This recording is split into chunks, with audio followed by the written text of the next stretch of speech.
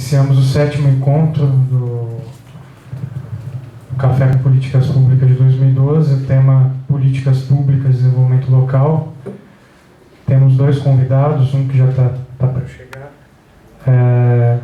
que está aqui sentado à minha direita, professor Dr. Luiz Paulo Bresciani, é atual secretário de Desenvolvimento Econômico e Trabalho da Prefeitura de Diadema, foi secretário executivo do Consórcio Intermunicipal Grande ABC, é graduado em Engenharia de Produção pela Universidade de São Paulo, mestre em Engenharia da Produção pela USP também, com especialização em Relações do Trabalho pela Universidade de Harvard, nos Estados Unidos, e doutor em Política Científica e Tecnológica pela Universidade Estadual de Campinas, Unicamp. É professor do Programa de Pós-Graduação em Administração da Universidade Municipal de São Caetano do Sul. Tem como prioridade as temáticas vinculadas ao desenvolvimento econômico local e regional, a gestão da inovação e a gestão do trabalho.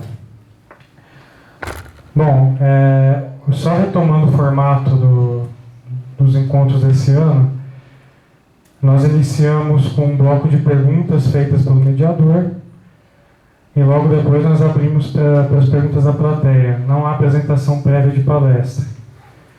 E o professor Jefferson. Eu havia combinado já com o professor Luiz Paulo Bresciani. Nosso teto hoje é às 7 horas da noite, tá?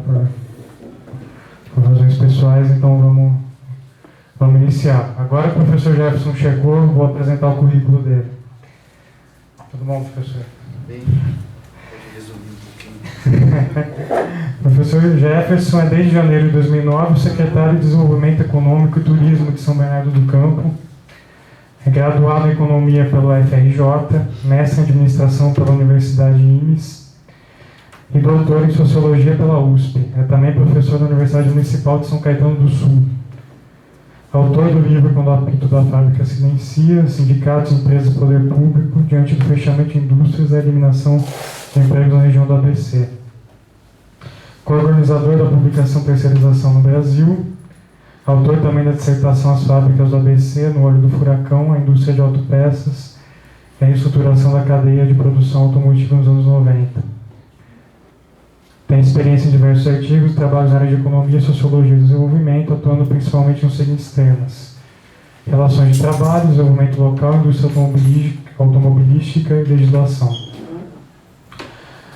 Bom, vou começar com as perguntas. Professor, podemos começar pelo professor Bresciani? Professor Bresciani,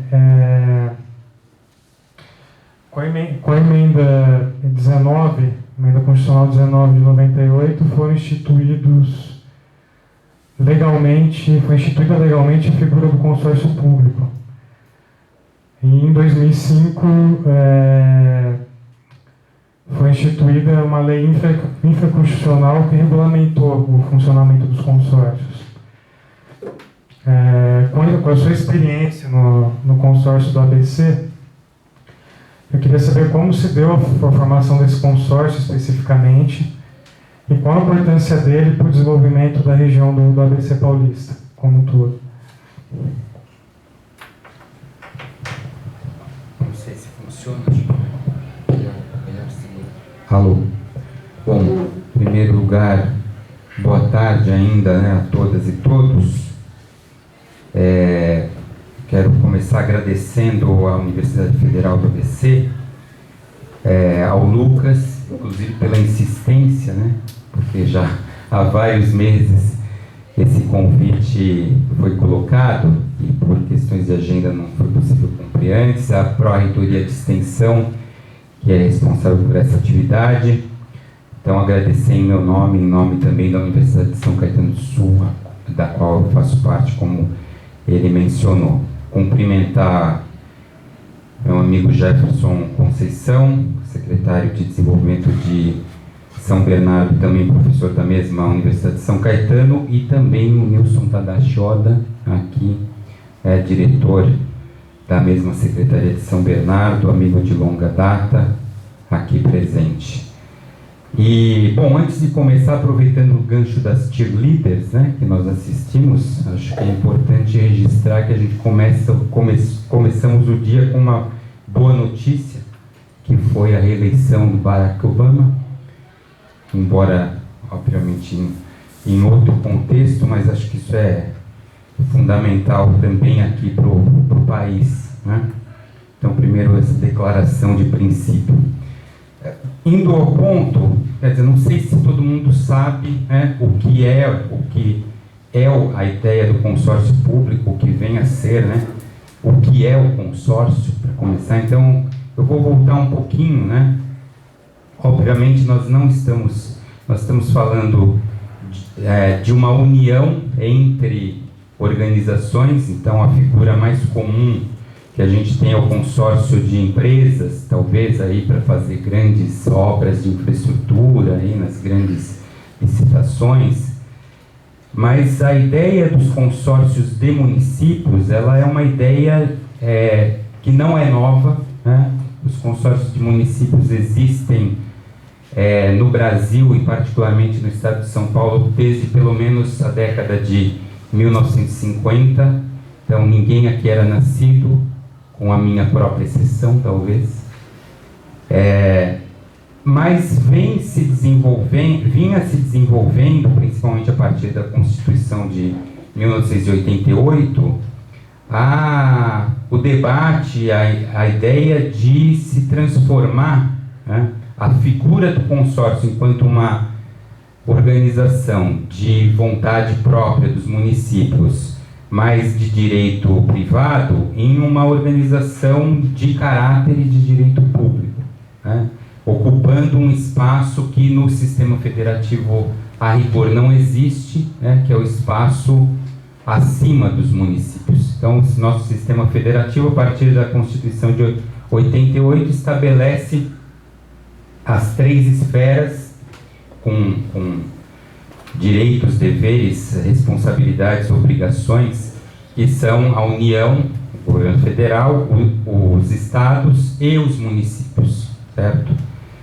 E a partir daí, como você mencionou aí, depois da emenda 19, desdobrando para a lei, que agora não tem o número exatamente, mas é a lei de 2005, regulamentada em 2007, surge a figura do consórcio público, né? Então, o consórcio público é um governo regional, um governo intermunicipal. Ele assume essa figura, né? Ele é a união de mais de 2 ou mais prefeituras, no caso de consórcios intermunicipais, certo? Mas, na verdade, a ideia do consórcio público, ela pode, a partir da nova legislação, o consórcio público pode ser formado também com o governo estadual, né, correspondente aos municípios interessados na formação dessa entidade, e com o próprio governo federal, né? Então, para fins específicos ou para fins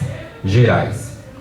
Então, isso é a primeira coisa, ou seja, o consórcio público, ele é uma ideia anterior, a ideia de que a solução dos problemas de uma cidade não se resolvem unicamente naquela cidade, mas dependem da parceria com outros municípios, principalmente os municípios vizinhos, né? Claro que nós podemos pensar num consórcio formado, por exemplo, por São Bernardo e Osasco, né? Mas não é o usual, certo? Porque São Bernardo e Osasco não fazem fronteira, né? Mas nada impede, em tese, de que isso fosse feito, né? O que é comum é que os consórcios sejam feitos entre municípios que fazem fronteira, que são limítrofes.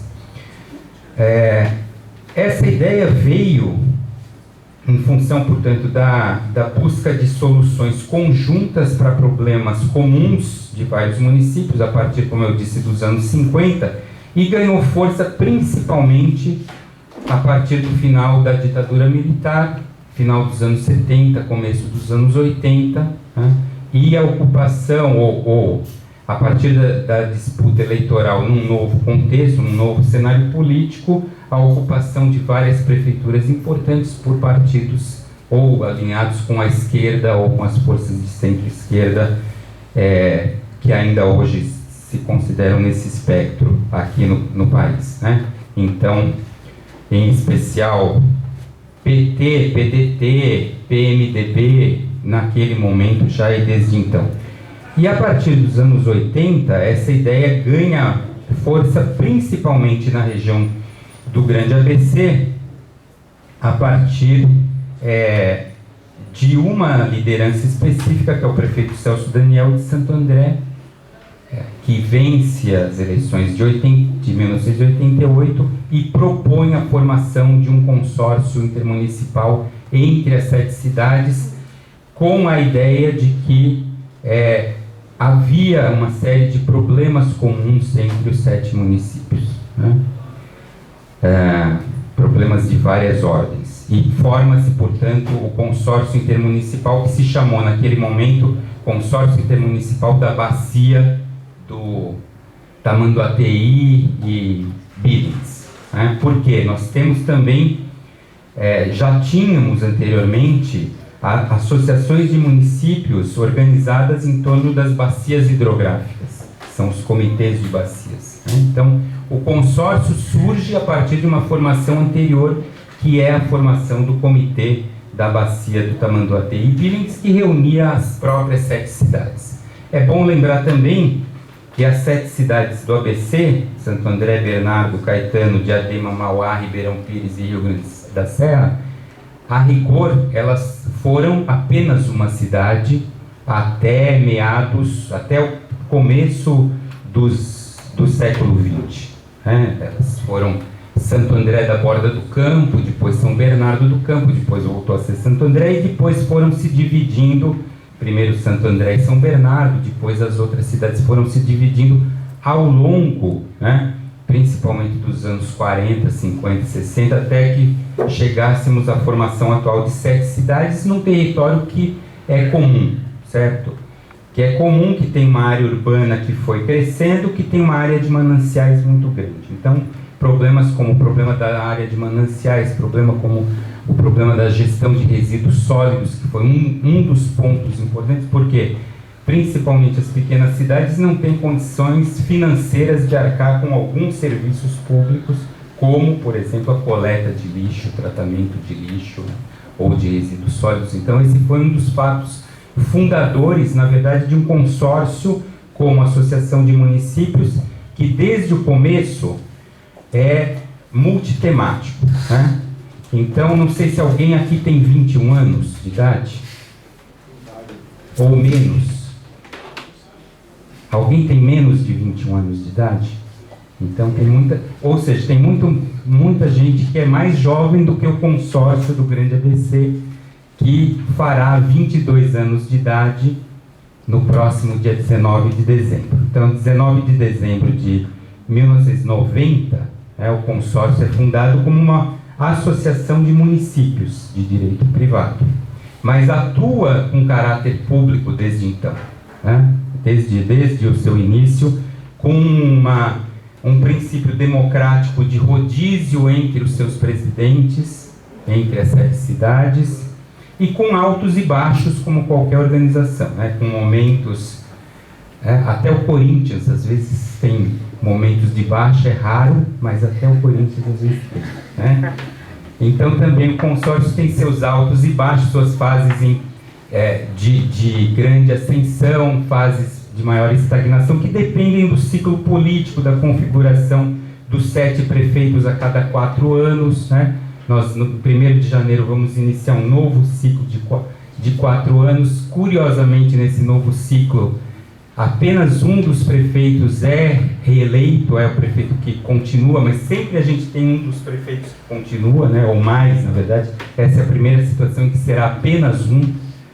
Então, tem uma continuidade de trabalho desde 1990, portanto, há 22 anos. E, portanto, o consórcio, em alguma medida, e em alguns momentos específicos, eu vou mencionar aqui, é um momento que o Jefferson também participou, Tadashi, que é a crise dos anos 90, tem um papel central, na saída da crise dos anos 90, na formação da Câmara Regional do Grande ABC, na formação de uma agenda regional, de um planejamento estratégico regional, que é o primeiro planejamento estratégico regional que é definido no ano de 2000 e que vale por 10 anos. Em 2010, nós temos o segundo planejamento regional, que está nessa publicação, inclusive, do próprio consórcio, quando ele completa 20 anos, que é o planejamento que vale de 2011 a 2020. Então, a importância dele tem um caráter institucional, político, mas também um caráter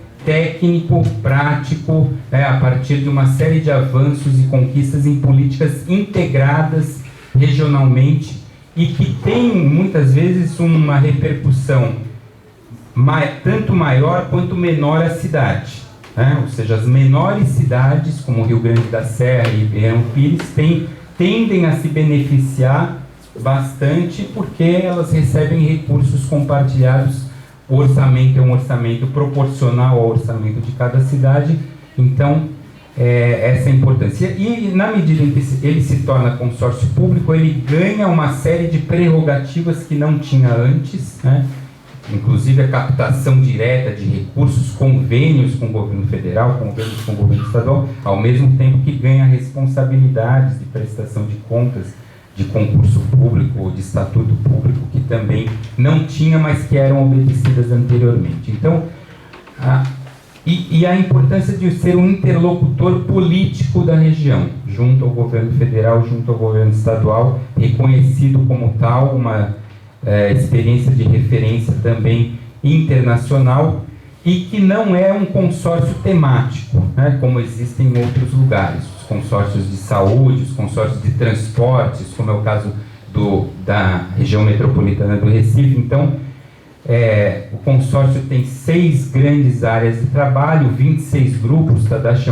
é o coordenador de um desses grupos, que é o grupo de trabalho e renda, e, portanto, tem uma atuação transversal em praticamente todo o espectro de políticas públicas que a gente possa imaginar, de interesse da sociedade, que vão desde infraestrutura, desenvolvimento, saúde, educação e assim por diante. Então, eu diria que, inclusive, o potencial do consórcio, a partir de 2010, que é a chave da questão.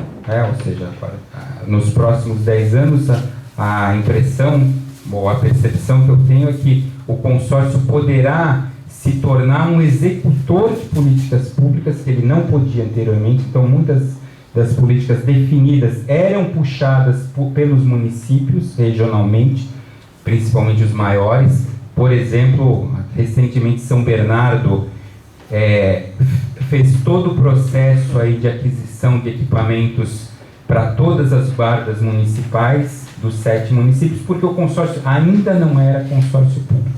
Agora ele já pode fazer isso diretamente.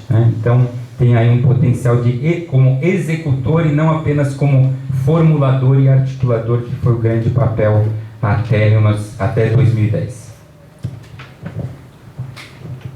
Bom, eu vou fazer a minha segunda e última pergunta para o professor Bresciani, aí eu passo para o professor Jefferson, ok? Professor Bresciani, o senhor trouxe algumas vantagens aí da transformação do consórcio em entidade pública, como a captação de recursos, enfim.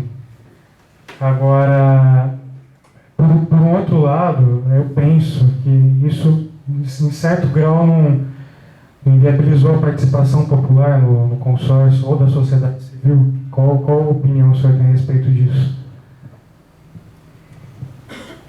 Não inviabiliza, porque o consórcio, primeiro, ele é um ente público, então a participação se dá através da relação com a sociedade civil e não dentro. O espaço da sociedade civil, de fato, mudou. O espaço da sociedade civil na articulação, na luta regional, digamos assim, ele teve uma característica, principalmente nos anos 90, então um papel central também, dividido centralmente com a sociedade civil, na articulação, na formação da Câmara Regional do ABC, com as entidades da sociedade civil participando ao lado das prefeituras e puxando, né, esse diálogo principalmente com o governo estadual na época, o governador Mário Covas como interlocutor do lado do governo estadual. Então existia um protagonismo da sociedade civil numa escala bastante alta. Isso, de fato, a minha percepção é que se reduz ao longo da década passada por uma série de fatores, né? Inclusive o enfraquecimento de algumas organizações da sociedade civil importantes no período anterior. E no momento em que o consórcio se torna um ente público, ele é uma representação dos 7 governos, ponto final, né? Entretanto, existe o espaço, e esse espaço foi ocupado e regulamentado, que é o espaço do Conselho Consultivo do Consórcio. Então, dentro do Conselho Consultivo do Consórcio, nós temos a participação de setores representativos da sociedade, então sindicatos, associações empresariais, as próprias universidades. É importante lembrar que um dos titulares do conselho é o professor Jerum Klink, aqui eleito pelo segmento das universidades, pelos parceiros das universidades, né? Então as universidades, organizações do terceiro setor. Então existe esse espaço institucional. Além disso, é importante lembrar que muitas dessas organizações estão também na direção da Agência de Desenvolvimento, que é uma entidade mista, né, de caráter misto, público e privado, consórcio e sociedade civil, inclusive a sociedade civil com maioria.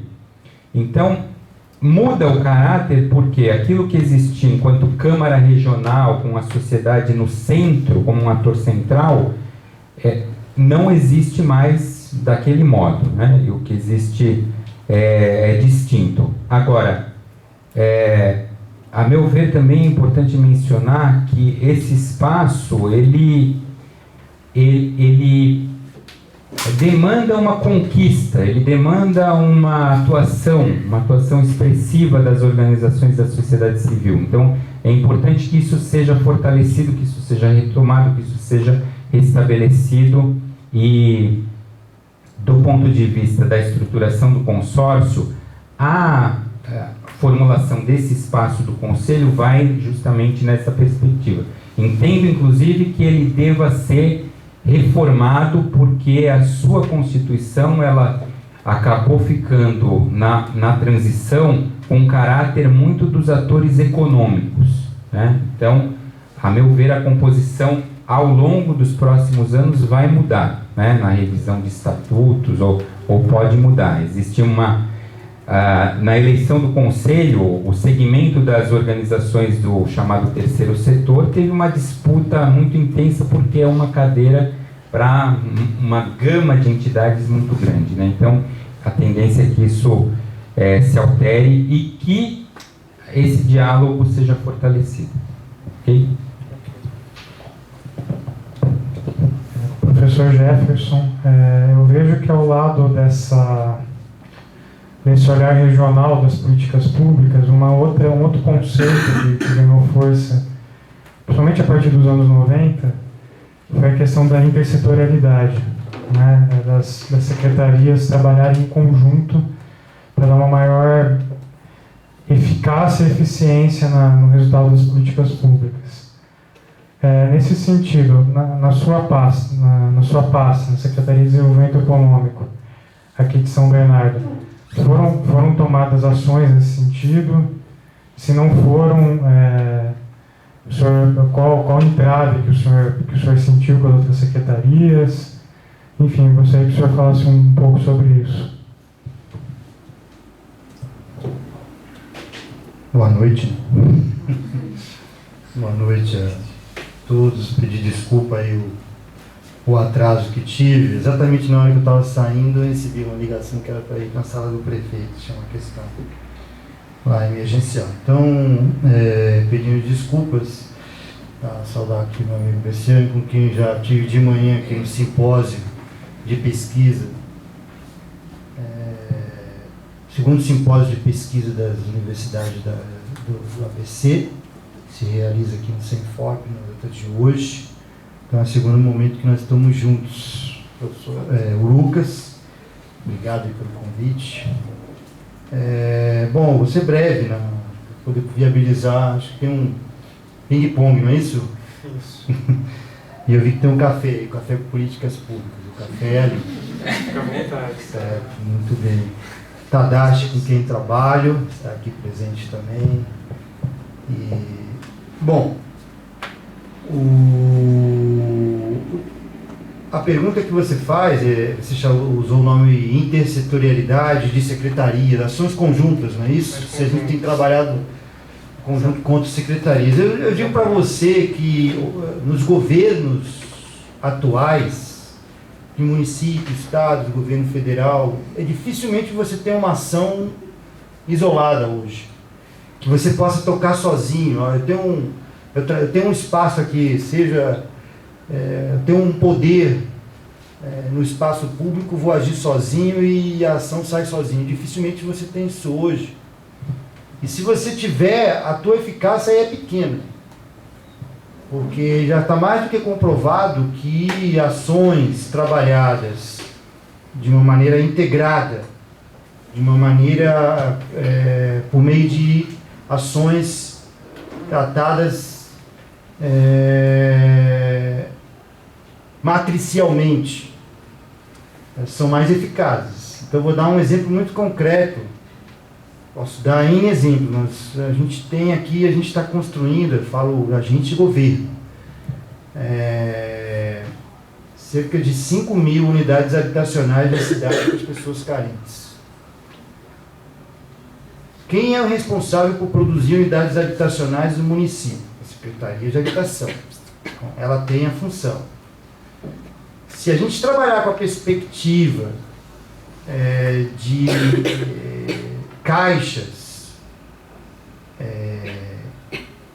uma estrutura muito hierarquizadas, fragmentadas, a gente vai ver só a Secretaria de Habitação lá, fazendo essa tarefa. Mas é fácil comprovar que a eficácia do seu resultado vai ser muito maior se várias secretarias estiverem pensando aquela ação que ela tem que ser definida, evidentemente, como estratégica por parte de um governo. Então, uma ação estratégica demanda a participação de várias secretarias. Então, no caso dos conjuntos habitacionais, evidentemente tem um comando, força, que é da Secretaria de Habitação, porque vai construir as unidades habitacionais. Então, ela tem que puxar.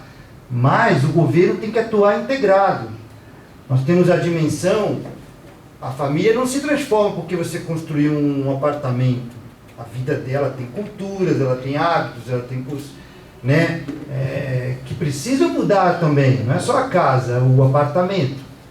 Então, se a gente deixar do jeito que está, acontece como muitas vezes a gente percebe.